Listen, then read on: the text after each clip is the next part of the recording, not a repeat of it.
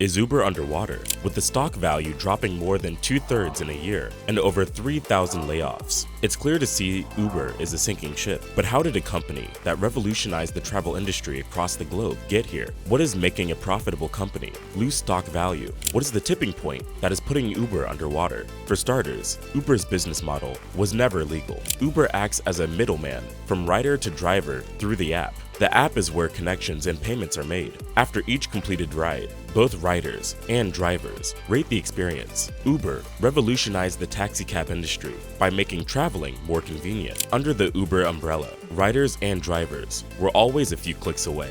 Both sides always knew exactly what they were getting into financially, with no exchange of physical money. All this was provided through the app. Although it sounds like a great business model, greed was lurking in the shadows. The business model that Uber was operating under was revolutionary. In fact, it was a genius business model since they don't have to pay their drivers as employees. Unlike traditional taxi services, Uber considered their drivers as independent contractors, 1099 workers. Uber claimed that their drivers liked the flexibility of being independent contractors. This genius but greedy classification allowed Uber to avoid buying vehicles, maintenance of the vehicles, minimum wages for drivers, sick pay, taxes, insurance, and other administrative expenses that companies had to pay to their workforce. Although Uber knew how to sugarcoat the terms, it was illegal. In 2009, when Uber first started in San Francisco, it had been operating this illegal model from the start, and it took a long time for regulators to catch up to their tactics. But this lapse in time was just enough for Uber to make their move in monopolizing the transportation industry. In this aggressive move to monopolize the taxi transportation industry, the company had to make some heavy sacrifices. The goal was to be too big to be stopped. The company was taking on financial losses, all in the name of expansion. This is a common business model in the tech industry, sacrificing profits in the name of user growth. The idea is once you build a strong client base, the company will eventually turn extremely profitable. Amazon, among other tech companies, used this exact model to dominate their industry. This could not be done without the help of Silicon Valley investors, who were betting that Uber was going to revolutionize the industry. Uber's big power play was to monopolize the industry and knock out all competition so they could call the shots in pricing. As Uber gained traction across the globe, investors felt confident that their bets on Uber would come to fruition, and which led them to keep investing. This brilliant and aggressive strategy came from one of the key founders of Uber, Travis Kalanick. Even before Uber, Travis Kalanick was a very controversial character in the marketplace. That controversy followed him to his Uber venture.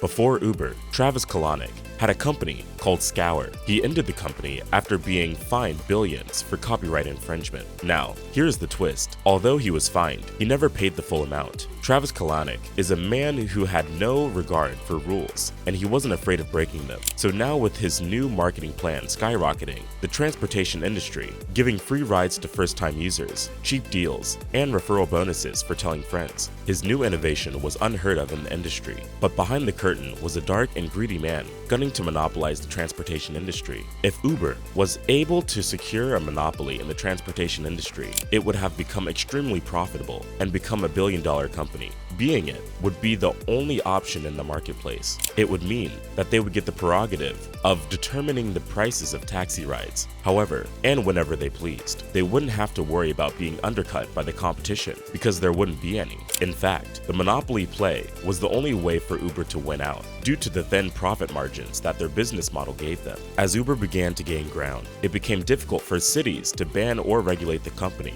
The company's illegally aggressive move to monopolize the industry led to the company's mass growth that inevitably caught up with them. While Uber was busy expanding, the company had gathered a lot of enemies. The first being San Francisco's local government. In October of 2010, the San Francisco government finally caught on to the idea that Uber was not following regulations and promptly sent a cease and desist letter to the company. The letter was backed with substantial penalties if they didn't comply. The penalties include a $5,000 fine for every trip, with a 3-month sentence for every day the company continued business in San Francisco. Unfortunately, Uber was too focused on expansion, so instead of complying with the government's directives, they just continued. It was like they had a stranglehold on the market, as they had entrenched themselves so deeply into San Francisco. They knew the power they had and controlling the entire transportation market. As a response to the letter from the San Francisco local government, Uber released a statement saying that Uber is a cutting-edge transportation technology and that regulations from the city and state regulatory bodies have not been written in the best interest of innovations like Uber. As such, Uber stated that they are happy to educate the regulatory bodies on this new generation of technology. This statement from Uber was a symbolic one that summarized their rejection of the law, as they felt they were too big to lose or be stopped. In 2011, Uber began expansion across the US, which affected one of their top competitors, the taxicab industry. They couldn't possibly compete with a company that made transportation ridiculously cheap. The US taxi industry, in its entirety, realized that if they couldn't stop Uber, they would soon be out of business. As a result of this, new legal measures were enacted across 15 major cities. These rules looked like they were targeted directly towards Uber. For instance, the use of GPS as a meter for calculating drivers' fares was made illegal. They also banned the use of phones by cab drivers while driving. However, with all the new regulations, Uber remained unfazed. They had already bypassed the San Francisco government, so they wouldn't have a problem doing the same across the nation. Uber had been a steadfast monopoly, and although it did not have absolute monopoly, it had an upper hand in most of these situations. Nothing could hold them back, not even the government. However, when a first class action lawsuit of over 350,000 Uber drivers and former Uber drivers in California and Massachusetts was filed in August against the company for $730 million,